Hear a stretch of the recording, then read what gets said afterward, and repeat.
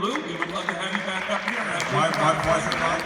And this is a really terrific film to be introducing. And helping me today is my good friend, Will McKinley, classic film blogger and self-described old movie weirdo. Great to have a weirdo on stage. Thank you for joining us.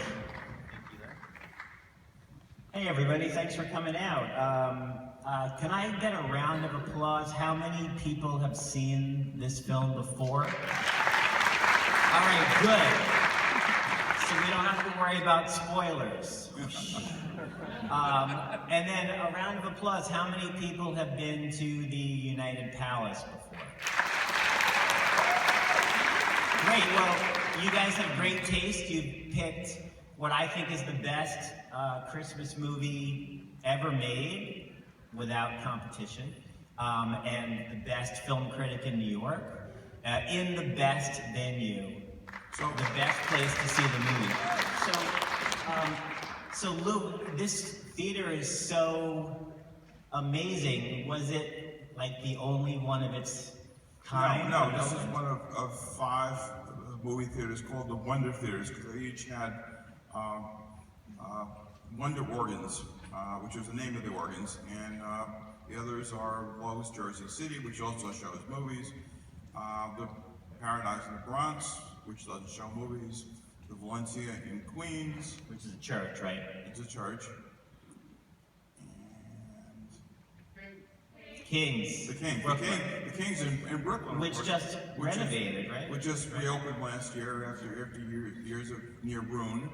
And it's a fantastic performing arts center. So it's amazing, all 5 of those structures built in 1929, 1930, still open, still... It's miraculous, since virtually all the movie palaces that in Times Square are all gone.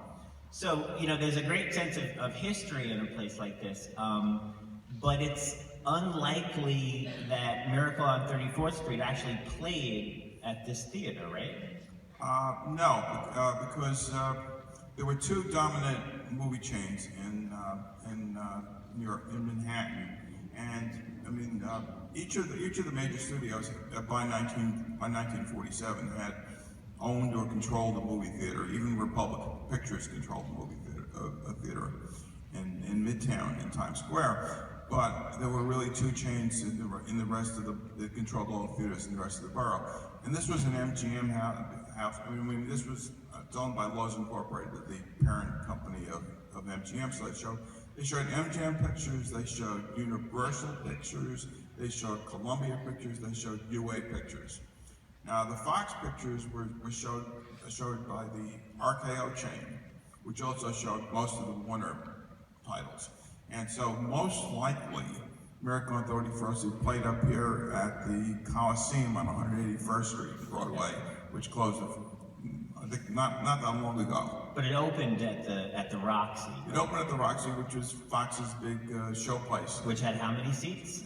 Almost 6,000 seats. 6,000. So this is a big difference, I think, between contemporary movie going and the way people used to see movies. Like, for example, many of you guys may have heard of a movie that came out this weekend called Star Wars. So, you know, they schedule Star Wars in, I don't know, 4,000 theaters, right? Every 2.5 hours, and you have to buy your tickets in advance, and there are set show times. Is that the way that movies played in 1947? In those days, typically a movie would open in Times Square. It would open in Times Square, maybe play 3 weeks. If it was a real hit, it might play a month. And then it would move to the second run theaters. This was one of the second run theaters where it would play a week. And then it would go to third run theaters and fourth run theaters, progressively smaller theaters. But the programs, though, would be more than just one movie, right? Like, as we saw the movie-toned newsreel. Yeah, at this point, this theater, which had stage shows originally when it opened, was playing double features. Yeah, I believe there was they were playing a Dick Powell movie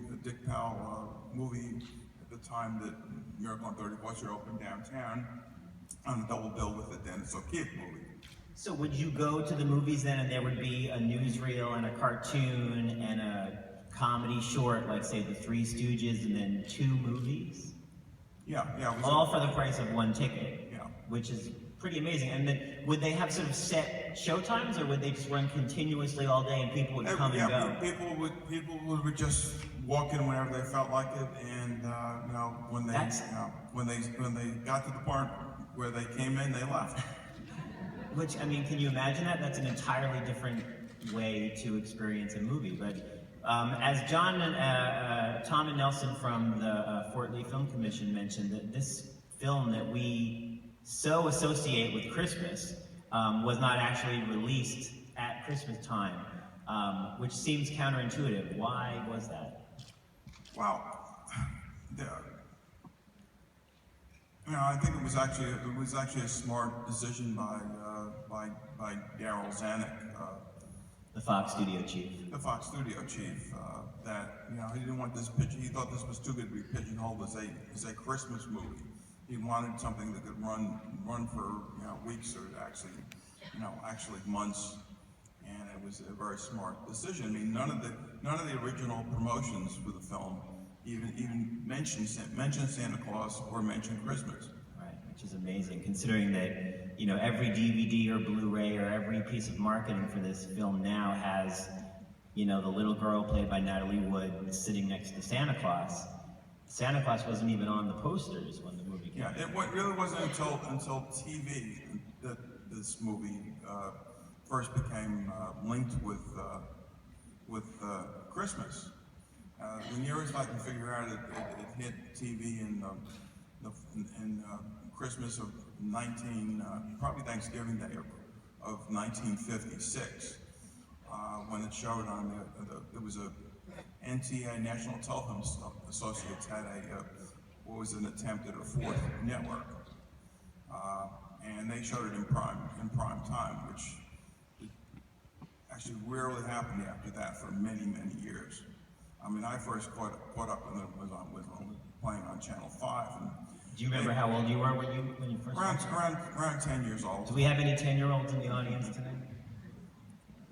All right, give it up for the 10-year-old who came out for a black and white movie.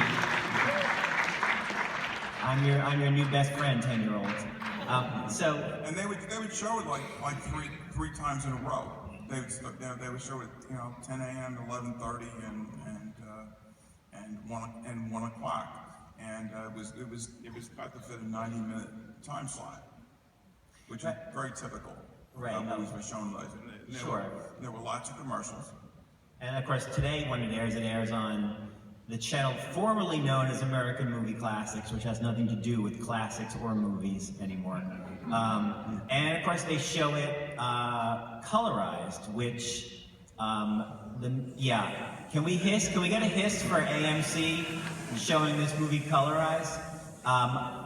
So why can't TCM just say, we're going to run this movie and we're going to run it right? Because they don't own the movie. Fox does, and AMC made them an offer they couldn't refuse. As they did with the Godfather movie. Right, literally. How appropriate. So they run it on AMC and they run it on Sundance, and they run it about 15 times or so during the Christmas season, and each year the number of black and white showings decreases, which is kind of crazy to me, because when I was 10 years old, like our hero over here on the in the house, one of the things that I loved the most about this movie was the fact that it was in black and white. And it created this very distinct and different world than I was experiencing, in the 1970s, and that was a huge attraction for me. So, do you have any idea why they're so insistent that people won't watch black and white today? I don't know. I mean, if anything, TCM has proven that wrong, and TCM, in fact, is showing it today in hundreds of theaters across the country. Right, but without Lou Lumenick, ladies and gentlemen. And they're going to have, I think, a repeat during the week on Tuesday. Right, on Wednesday. Yeah. So, can you tell us a little bit about how this film did at the Oscars? Well, it got 4 nominations, and it won for Best Original Screen Story and Screenplay. And Edmund Gwenn won Best Supporting Actor. I mean, Right. it's the high point of his very long career. And it nominated for Best Picture, did not win Best Picture. The winner was Gentleman's Agreement, Yeah. right? So you mentioned that it won an Oscar for Best Screenplay and Best Original Story. It's actually it's an interesting story because some movies are based on books, and then some movies are turned into books. They're adapted, into a novel for release. The story of It's a Wonderful, of Miracle on 34th Street started in 1944. The writer Valentine Davies apparently came up with the idea when he was in the Coast Guard. He wrote a treatment for it, and then he sent it to his friend, the writer-director George Seaton, who he had gone to University of Michigan with. And then what happened next? Do you know? Did he have to pitch it to Fox, or did he have a deal at Fox? I don't know. Somehow the script found its way to Daryl Zanuck, and he had Zanuck was a former screenwriter, Right. And he had a very good sense of story, and he thought this was a terrific picture, and it was one that he thought could be made for a price, because at this point, all the studios were having economy, except for MGM, were having economy drives because they were trying to adjust to the post-war business, which was changing pretty rapidly. There was more of an emphasis on shooting films on location, which is one of the great strengths of this film. Right. Now, this film is unusual, at least for as far as those of us who love the films of the studio era, where the movies are typically shot almost entirely on sound stages and maybe with some backlot footage. There's a lot of this movie that was not shot at Fox, right? Well, yeah, I mean, they actually used the actual 1946 Thanksgiving Day parade, Macy's Parade. Where there was no opportunity for retakes because they weren't going to tell the balloons to go back, right? No, they weren't. I mean, and the casting was informed on this. They used Maureen O'Hara and John Payne, at least partly, because both of them were known as one-take actors. Mm. And they had worked together before a number of times. On Sentimental Journey, and they would work together again on Tripoli, a Paramount picture later. A total of 4 times, I think, they worked together. So Maureen O'Hara, 26 years old when she made this movie. She was born in Ireland, came to the United States under contract to Charles Lawton, I think, when they made Hunchback of Notre Dame. So she plays a very unusual character in this movie for a film of the studio era. A divorced, single, working mother. Right. Whoa. Right? Now, you didn't see a lot of that in films from the studio era, particularly, the 40s. How did that sort of happen? I mean, I think that was Davies' conception of the story, and Zanuck was willing to try something. And this was an era when Hollywood was willing to try a lot of different kinds of approaches to movies. They realized that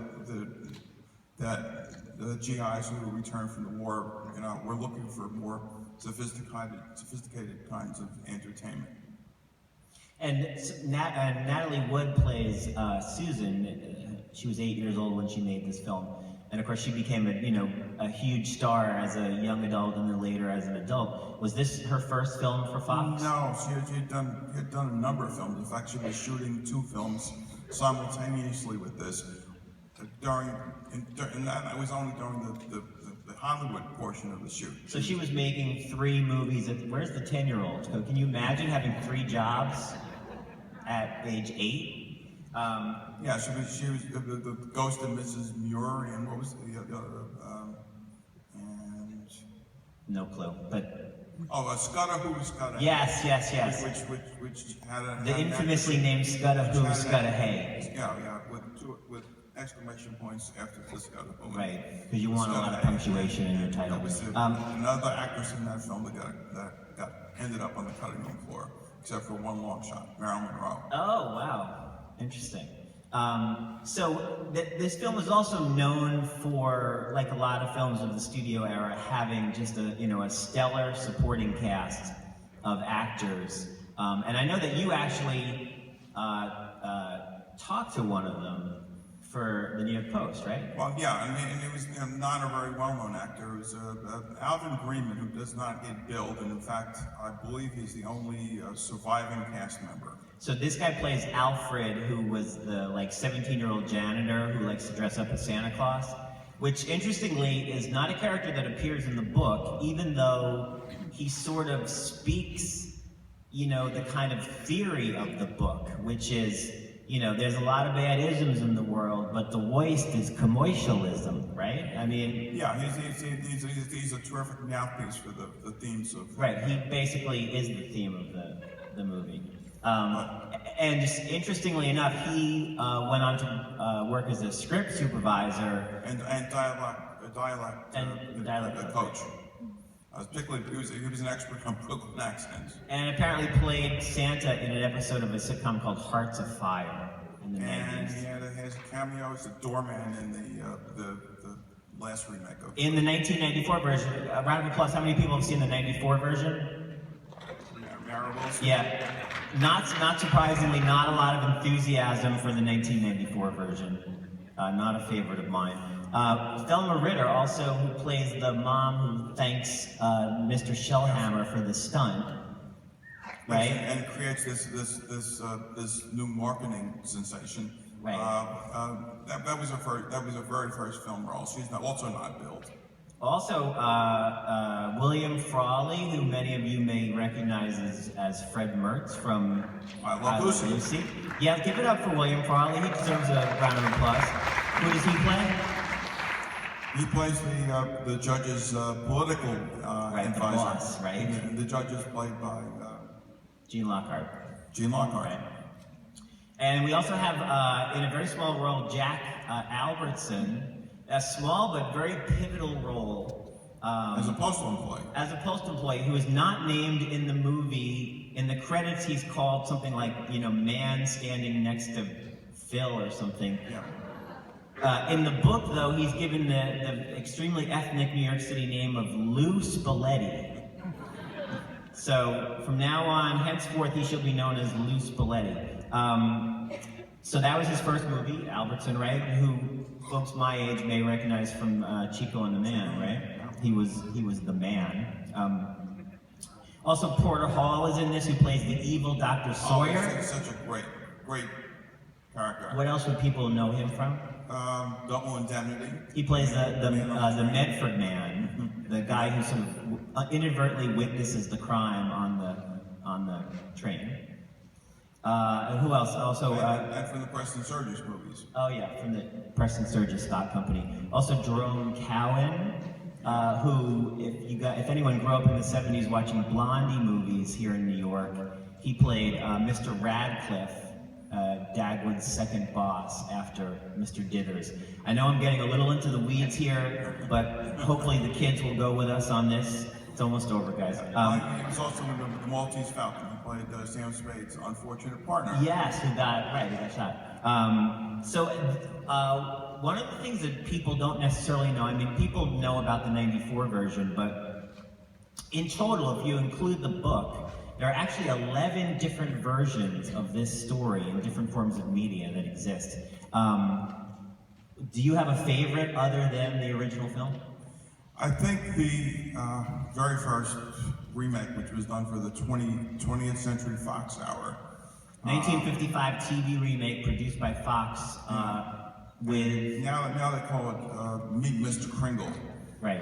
With Thomas Mitchell as Santa Claus.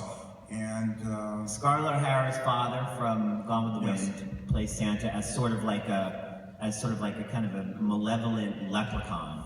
It's a very odd portrayal, but it's also on YouTube, and it's also on the DVD that has Maureen O'Hara's commentary, which I recommend. And McDonald Carey and Teresa Wright reunited from Shadow of Doubt. McDonald Carey, who soap opera fans will recognize from Days of Our Lives. Teresa Wright, who was in part of the Yankees, right? Right. And they actually, Award winner. yeah, they play Doris and Fred as a good 10 years older than Maureen O'Hara and John Payne. So it's sort of like it changes the nature of the story into more of like a middle-aged love story, which is kind of interesting. So, Bill, what is your least favorite version? Okay, well, I advise you guys to check out on YouTube the 1973 TV movie version, which has a cast of like 1970s sitcom actors that will excite any like classic TV or film fan, but the movie is so bad. You know, it's like the worst episode of Sid and Marty Krofft's Saturday Morning. I mean, it's so bad that in one scene, in the courtroom scene, they decide to not have any extras in the courtroom scene, probably because it wasn't in the budget. But somebody leaves the stand, and you actually see the lights in the background. I don't know if this was like a student film or what. I'm interested, though, to hear more about the 1963 Broadway musical, which had book and lyrics by Meredith Willson from Music Man, which I think included Fred Gwynne as from the Munsters. Mr. Shellhammer. As Mr. Shellhammer. I didn't see that, I guess. I did not see that, but I ran across some interesting information today. I'd known that Craig Stevens had played Fred Daly in this version, but what I didn't know is that John Payne had actively campaigned for the part. He had been out of films for a couple of years. In the Broadway version. Yeah, Broadway version. Yeah, he had an accident a couple of years before, a very serious automobile accident in New York City that almost killed him. And so he campaigned very actively, but he obviously but Meredith Willson thought that Craig Stevens was a better box office draw for the show. Right. But he did bring back John Payne at the end of the Broadway run to reprise his role as Fred Daly. How interesting. And he also did the road version of it. Wow. He toured with it. So we're here talking about this 1947 movie in 2015, which kind of begs the question, why? What is it about this film that makes it endure to the extent that it has? I think it's a theme that still resonates. The whole question of faith and belief, and I mean the basic plot was reused for the movie Oh God with George Burns, where George Burns claimed to be God, and they put him on trial. You know, as a kid, I loved this movie, but I loved a lot of old movies, and the thing that sort of struck me about this was that there was this sense of realism that I understand now has to do with the fact that it was shot in real places with real people in the background and real locations, but I didn't really perceive it at the time. And I think at 10 years old, I thought, well, I guess this movie is so old that Santa was around to act in it. Yeah. I mean, it just felt like Santa was really in a movie, and of course it's in black and white because Santa's old, I mean, it's... Well, Gwen is just so perfect because he plays just so many variations of shade. He can be funny. He can be serious. He can have gravity. I mean, George Bernard Shaw thought he was one of his favorite actors. He was one of Alfred Hitchcock's favorite actors. And he's never corny, and it's never cloying. The movie is heartwarming without being contrived. And he wasn't even the first choice for the role. They offered it to Cecil Calloway, who recommended Gwen, who was his cousin. Interesting. But Calloway did get to play Santa Claus finally on an episode of Bewitched in the 1960s. Excellent, which many of you apparently saw. Mike, can we take some questions from the audience real quick? I know that this film elicits very strong feelings. So, does anybody have anything that they'd like to share? If you get choked up, it's okay. You're amongst friends. We'll definitely offer a hug after the show. Yes, group hugs after the show. Group hugs. Here we go, right next to you there. Great. I just want to say thank you so much for being here and sharing your knowledge. It really adds so much to this experience. Well, aren't you sweet? Thank you. Thank you. It's really our pleasure. We love this show. Seriously, like we could do this for a good hour and a half, and not even show the movie. So they're gonna have to open the trap door to the alligator pit to get rid of us. Well, thank you very much for saying that. Thank you all for coming. It's very cool that you guys are here. Okay, folks, really well. All right. Thank you very much. Thank you, guys. Thank you. Give us 1 second to take the chairs and put away the mics, and we Enjoy the movie. We'll take that.